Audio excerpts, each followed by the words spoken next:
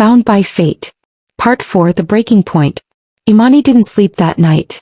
She sat on her bedroom floor, the offer letter spread before her like evidence of a crime, her mind spinning in circles that led nowhere good. $5 million. Her father's medication for life. A Kenyan through university. Her brothers educated, fed, safe. Her mother never having to work herself to exhaustion again. All of it. Everything she'd come to Korea for. Everything she'd sacrificed for. The price, her child. Her future. The fragile something growing between her and Jin Pyong. At 3 a.m. she called a Kenyan. In Kenya it was evening. The family would be gathering for dinner. Imani? You sound awful. What's wrong? They've offered me money. A lot of money. To leave. To give up the baby and disappear. Silence. Then, how much? $5 million American dollars. A Kenyan's sharp intake of breath was audible across continents. That's enough to change everything. To save Papa. Too. I know what it could do. Imani's voice cracked. That's why I'm calling. To ask you, what would you do? You're asking me if you should sell your baby? I'm asking if I should save our family. If I should take the life raft they're offering before they throw me overboard anyway. More silence. Imani could hear voices in the background. Her mother, her brothers, the sounds of home. What does he think? Kenyan asked finally. Jin Pyong. Does he know about this offer? No. I just found it an hour ago. Then tell him. If there's anything real between you and Imani, from everything you've told me there is, he deserves to know someone's trying to buy you off. What if he's the one who arranged it? What if this is his way of getting rid of me cleanly? Is it? Kenyan's voice was gentle but firm. Your gut has never lied to you. Does this feel like something he'd do? Imani thought of the garden. Of his hand in hers, trembling. Of the way he'd asked permission before touching her cheek. Of the vulnerability in his eyes when he'd shared his grief. No, she admitted. This feels like someone who wants him not to have a choice. Then you know what to do. Tell him. Let him prove whether he's worthy of your trust. After hanging up, Imani picked up the letter and read it again. 48 hours. 2 days to decide between survival and hope, between certainty and risk. For everyone's sake, choose wisely. The threat beneath the politeness was clear. Take the money or face something worse. He thought about running. Taking the money and disappearing, not to Kenya where they'd find her, but somewhere else. Somewhere neither the palace nor her family could reach her. But running meant raising this child alone. Meant never knowing what could have been with Jin Pyong. Meant living in hiding, always looking over her shoulder. I'm so tired of being afraid, she thought. I'm so tired of letting fear make my choices. She stood, smoothing her clothes, and made her decision. If she was going down, she was going down fighting. Dawn came cold and gray. Jin Pyong was in his study, reviewing trade documents he couldn't focus on when his phone rang. Imani's name on the screen made his heart jump, then freeze when he heard her voice. I need to see you. No. It's urgent. What's wrong? Not over the phone. Your study. 5 minutes. She hung up before he could respond. Jin Pyong was pacing when she arrived, still in yesterday's clothes, her eyes red from crying, her expression a storm. Imani, what happened? Are you hurt? Is it the baby? She thrust the letter at him. Read. He read. His face went from concerned to confused to absolutely furious in the span of 30 seconds. Who gave you this? His voice was deadly calm, the kind of calm that preceded violence. I found it in my room last night. No name. No signature. But someone in this palace wants me gone badly enough to bribe me. She crossed her arms, defensive. So I need to know, was it you? What? Jin Pyong looked genuinely shocked. You think I would, Imani? No. Never. I would never. Then who? Who has access to my rooms? Who knows about the pregnancy? Who stands to gain from me disappearing? Jin Pyong's mind raced. The list was short. His personal staff, Dr. Yoon, the security detail, and Hong, he breathed. Minister Hong. Your best friend. Your trusted advisor. Who's been questioning this situation from the beginning. Who keeps warning me about scandal and tradition and protecting the throne. Jin Pyong's hands clenched around the letter, crumpling it. Who thinks he's saving me from myself? So what are you going to do about it? The question hung between them, a test. Would he choose her or his oldest friend? Would he act or just express impotent rage? Jin Pyong pulled out his phone and made a call. Security. I want Minister Hong in my study immediately. I don't care what he's doing. Now. He hung up and turned back to Imani. What do you want to happen? This is your decision. Your violation. You get to choose the consequences. The power in that statement, the agency he was offering, hit Imani like a wave. Jacob had never asked what she wanted. The hospital had never consulted her. But Jin Pyong was giving her control. I want answers. I want to know who's threatening me and why. And I want them to understand that I'm not some problem to be eliminated with money or fear. Her voice hardened. I'm a person. And I'm not going anywhere. Something fierce and proud lit in Jin Pyong's eyes. Then they'll learn that. The hard way. A knock. Security entered with Minister Hong, who looked confused until he saw Imani, saw the crumpled letter, saw Jin Pyong's expression. His face drained of color. Your Majesty. Did you arrange this? Jin Pyong held up the letter. Did you offer Imani $5 million to disappear? Hong's silence was damning. Answer me. Jin Pyong's voice cracked like thunder. Did you violate my trust, violate her safety and try to manipulate the situation behind my back? I was protecting you. Hong's voice was steady despite the fear in his eyes. Jin Pyong, you're getting attached to her. I see it. Everyone sees it. And when this becomes public, when people discover you fathered a child with a foreign black woman, the backlash will destroy you. So you decided to eliminate the problem. I decided to offer her a choice. A good choice. Her family would be secure. She'd be free. The child would be raised properly without scandal. Without their mother, you mean? Imani's voice was ice. You are going to pay me to abandon my baby. To walk away like I never existed. For everyone's benefit. Hong turned to her, desperate. Ms. Wanjiru, you don't understand Korean culture. The prejudice this child will face. The hatred directed at you. I'm trying to save you from that. By deciding what's best for me without asking? By threatening me. Imani stepped closer. Let me be very clear, Minister Hong. I didn't ask to be in this situation. But I'm here. And that baby growing inside me is mine. Not yours to bargain with. Not yours to erase. Jin Pyong, be reasonable. Reasonable.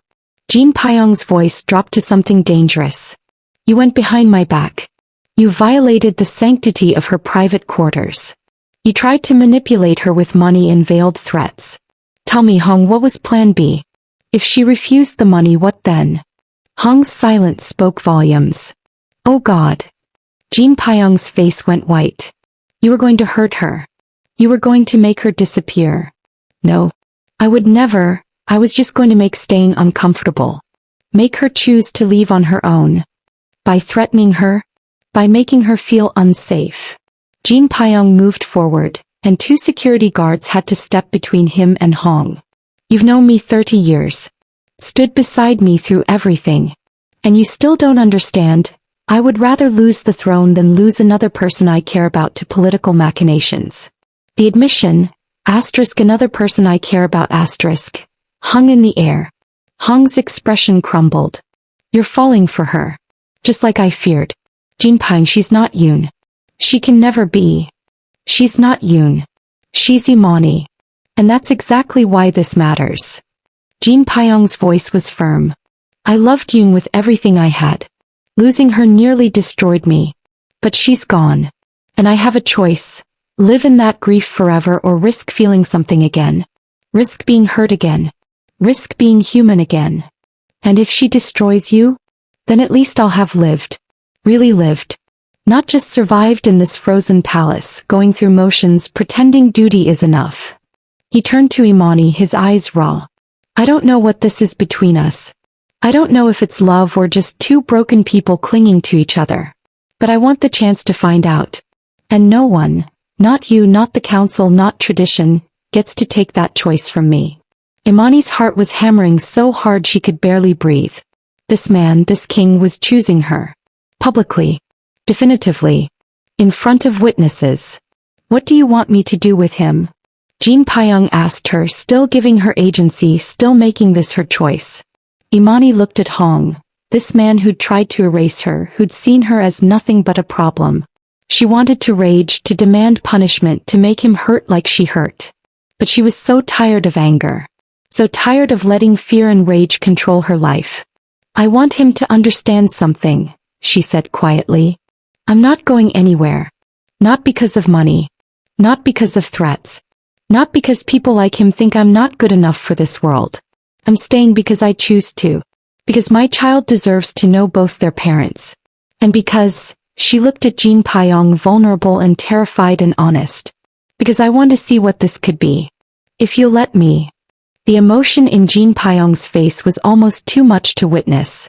As for consequences, Imani continued, turning back to Hong, I want him removed from any decisions regarding me or my child. I want new security, people I can trust. And I want him to know that if anything happens to me, if I'm threatened or hurt or mysteriously disappear, this letter and his involvement become very public. Very quickly. Agreed.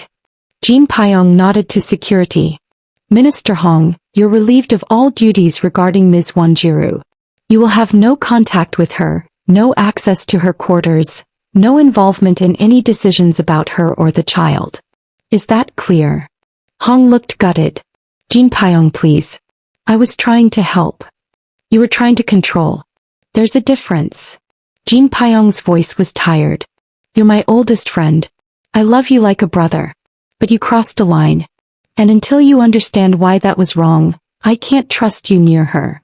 And what about the throne? The scandal? The conservatives who will riot when they find out. Then they'll riot. And I'll deal with it. Because I'm tired, Hong. I'm so tired of sacrificing my humanity on the altar of duty. Jin Pyong looked at Imani when he said it. I won't do it again. Not for the throne. Not for anyone. Security escorted Hong out. He looked back once, his expression a mix of betrayal and concern before the doors closed. Silence fell heavy. Imani and Jin Pyong stood in the charged space, the enormity of what just happened settling around them. You chose me, Imani said quietly. Over your best friend. Over tradition. I chose us. Whatever that means.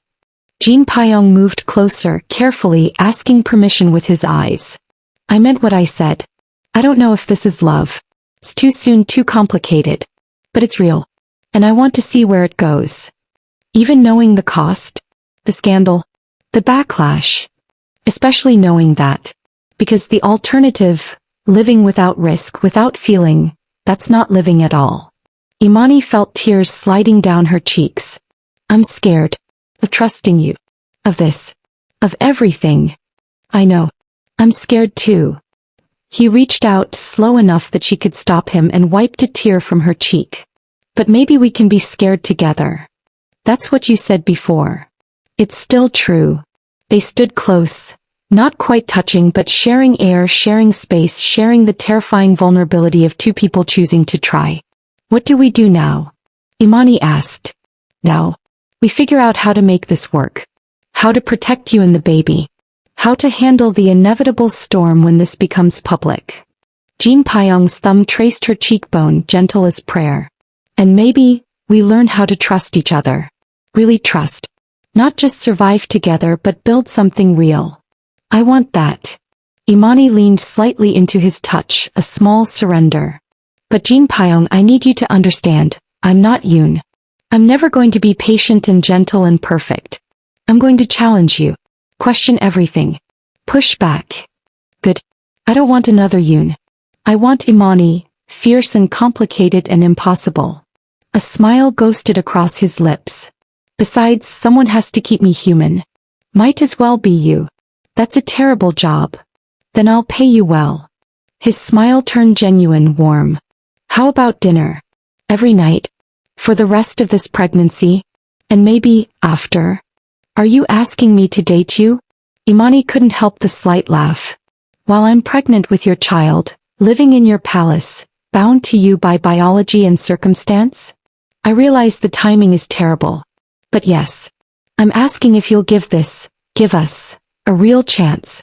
No more prisoner and captor. No more obligation.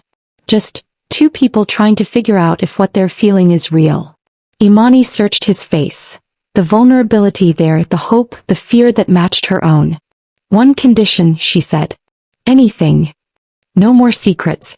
No more decisions made without talking to me first. We're partners in this or we're nothing. Partners, Jin Pyong agreed. Equals. I promise. Then yes. I'll give us a chance. The smile that broke across his face transformed him completely. From marble king to living man, from ghost to human, from ice to warmth. Thank you, he breathed. Don't thank me yet. I'm a lot of work. So am I. He stepped back, giving her space even though everything in him clearly wanted to pull her close. Now let's talk about security. I want new guards assigned to you. People loyal to me personally, not the traditional court. They spent the next hour planning practical, boring details about safety protocols and communication systems and emergency procedures. But beneath the logistics, something else was building. Trust. Fragile as new ice but forming nonetheless. By afternoon, word had spread through the palace like wildfire. Minister Hong had been removed from his position regarding the foreign woman. The king had chosen her side over his oldest friends. The servants whispered. The guards speculated. The court officials began to understand that this wasn't a temporary complication. This was real. Dr. Yoon found Imani in the garden that evening, watching the sun set over Seoul.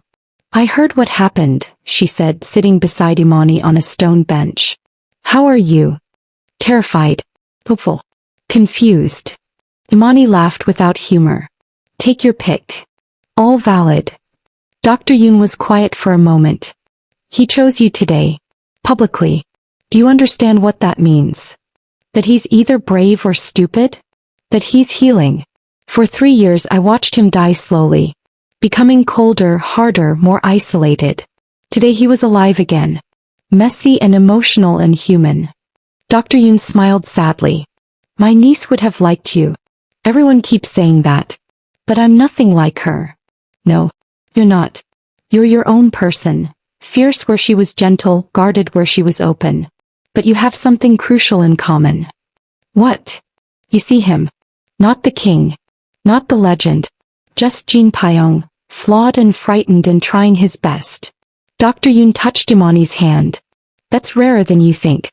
That's worth protecting. Even if it destroys both of us? Even then. Because some things are worth the risk. After Dr. Yoon left, Imani sat alone with her thoughts, her hand on her still flat stomach. I hope I'm making the right choice, she whispered to the baby growing inside her. I hope your father and I can figure this out before you arrive. I hope we can give you a family, imperfect and complicated but real. The baby as always didn't answer. But somewhere in the palace, Jin Pyong was standing at his window, looking toward the gardens where Imani sat, feeling something he hadn't felt in 3 years. Hope. That night dinner was different. They sat closer. Talked easier. Laughed. Actually laughed, at shared jokes and cultural misunderstandings. Jin Pyong told her about growing up royal. The pressure, the loneliness, the way duty crushed joy before it could fully form. Imani told him about growing up poor. The hunger, the fear, the way poverty taught you to fight for every scrap of happiness. They were so different. From different worlds, different cultures, different experiences. But somehow the differences created bridges instead of walls. Can I ask you something? Jin Pyong said during dessert, sweet red bean paste that Imani was learning to love. Always. What do you want? Long term. After the baby. Forget the palace and tradition and scandal. What does Imani Wanjiru want for her life? No one had asked her that in years. Maybe ever. I want to write, she said slowly. Really write. Not just for the drawer but for the world. I want my stories to matter. To reach people who feel invisible like I did. She paused. And I want to be a good mother. Not perfect, just present. Loving. Real. You'll be an amazing mother. You don't know that. I do. Because you're already fighting for this child. Already protecting them. Already choosing love over fear. His voice was soft. That's what good mothers do. What about you? What do you want? Jin Pyong was quiet for a long time. I want to be worthy of this. Of you. Of the chance you're giving me. He met her eyes. And I want to be a father who's present. Who knows their child. Who doesn't hide behind duty and distance. That's terrifying for you, isn't it? Being present. Absolutely terrifying. But less terrifying than the alternative, becoming my own father. Distant. More symbol than parent. They talked until midnight, until the words ran out and only comfortable silence remained. At her door, Jin Pyong hesitated. Would it be okay if I kissed your forehead? Just that. Nothing more. The question, the careful respect, made Imani's chest ache. Yes. He leaned in slowly, telegraphing every movement and pressed his lips to her forehead. The kiss was gentle, reverent, loaded with everything he couldn't yet say. Good night, Imani. Good night, Jin Pyong. She watched him walk away, her hand touching where his lips had been, her heart a mess of hope and terror. Inside her room, she opened her laptop and added to her manuscript. He kissed her forehead like she was sacred. Like she was precious. Like she was worth the wait. And for the first time since the violation that brought them together, she felt something close to peace. Maybe this tragedy could become something else. Maybe broken people could build something beautiful from the shattered pieces. Maybe. But peace never lasted in palaces. 3 floors below, in a secured communications room, someone was uploading photographs to an encrypted server. Jin Pyong and Imani in the garden. Holding hands. Looking at each other with undeniable intimacy. The caption, typed in Korean, His Majesty's Foreign Mistress. The scandal the palace is hiding. The photos were sent to 3 people. A conservative politician known for xenophobia, a tabloid journalist infamous for exposing royal secrets, and a rival royal faction that had wanted Jin Pyong's abdication for years. By morning the bomb would detonate. By morning Imani and Jin Pyong's fragile peace would shatter. By morning the real war would begin. Imani woke to chaos. Soo-yeon burst into her room at dawn, her face pale, her hands shaking. Miss, you need to see this. Everyone's talking. It's everywhere. She held out her phone. The headlines were in Korean, but the photos were universal. Imani and Jin Pyong in the garden, hands clasped, faces intimate. Royal scandal. King's secret African mistress. Palace hides foreign woman in royal quarters. Sources confirm. His Majesty's child with non-Korean woman.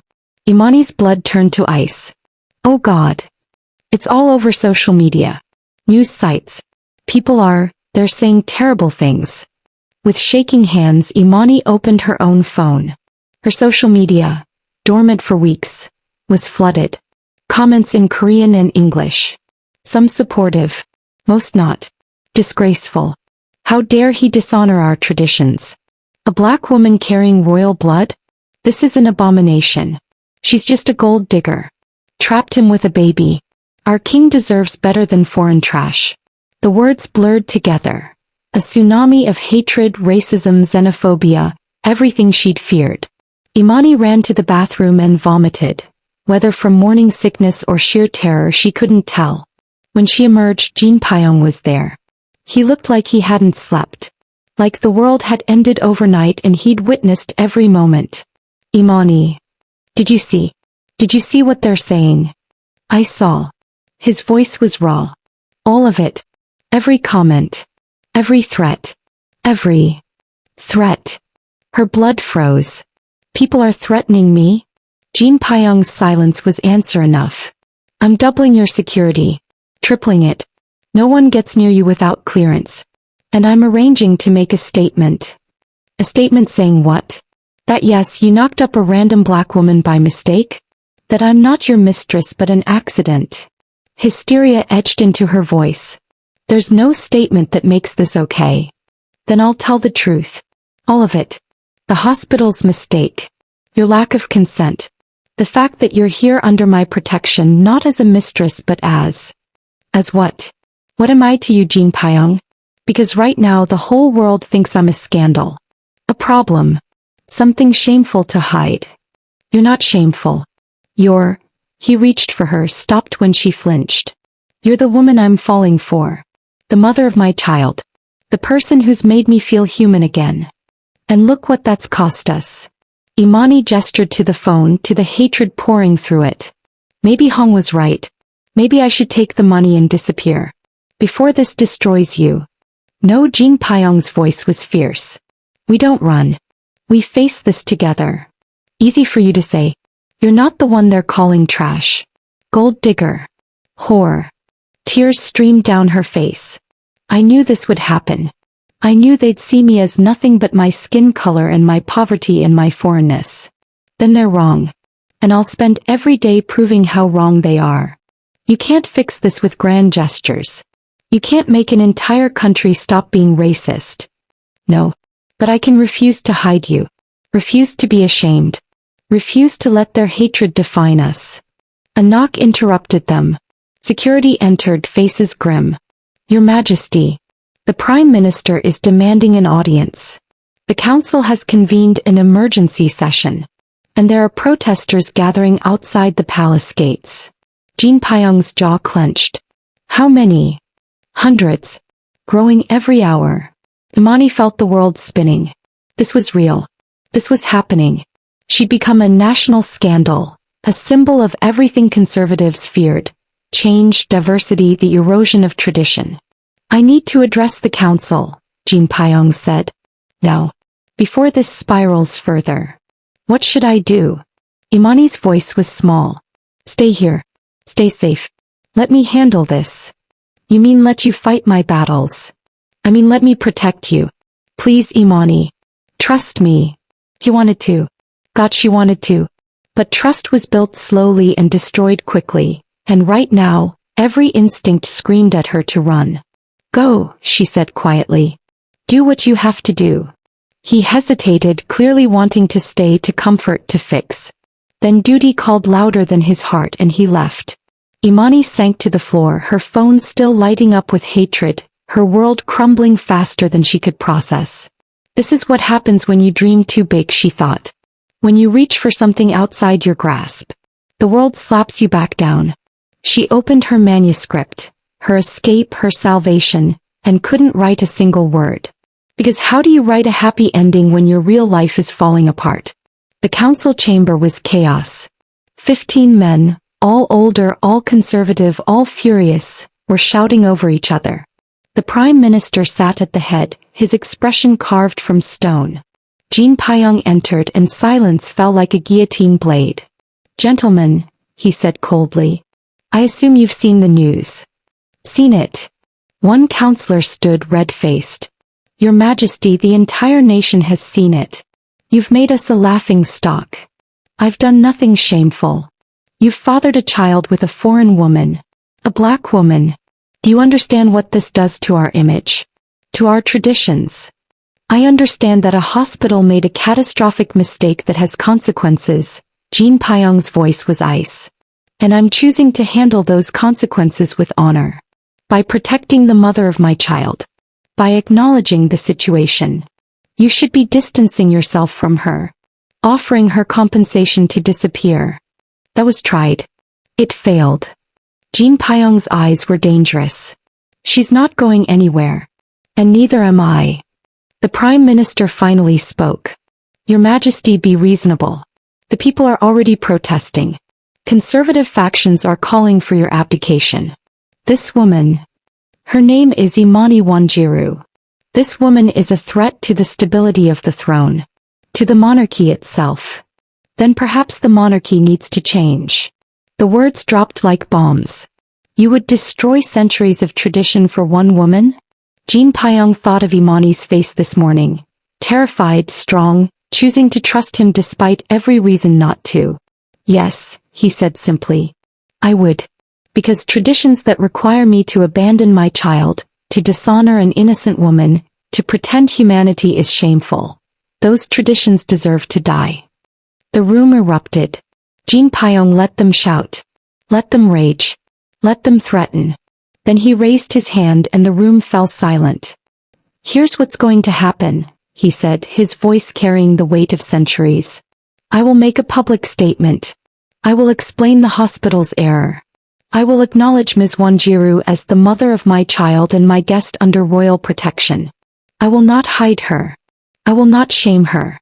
And I will not apologize for circumstances beyond our control. The people will riot. Then we'll handle the riots. But I will not sacrifice another person I care about for political expediency. I did that once. Lady Yoon paid the price. I won't make that mistake again. The Prime Minister studied him for a long moment. You're serious? You truly intend to stand by this woman? Publicly? I do. Then you're a fool, Your Majesty. Because this will cost you everything. Perhaps. Jin Pyong stood. But at least I'll still have my humanity. That's more than I've had in 3 years. He walked out, leaving the council in chaos, knowing he'd just declared war on everyone who wanted him to choose duty over heart. But for the first time in years the choice felt right. End of part 4. Next time on Bound by Fate, Jin Pyong makes his public statement. Imani faces the hatred head-on. And a new threat emerges from the shadows. One that wants them both destroyed.